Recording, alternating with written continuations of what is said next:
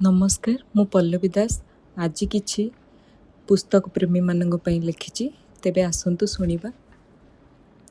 पुस्तकर पृष्ठरे लुचि रही थाए हजार स्वप्नर आलोक।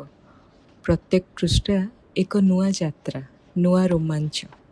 प्रत्येक कहानी लागे जेमिति निजर। प्रत्येक शब्दरे प्रेम अनुभूत हुए।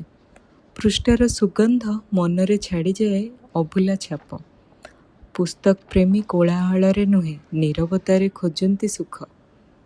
गोटे पुस्तक हातरे थिले समस्त जगत को भूली जिबार कला से माने भल भावे जानती।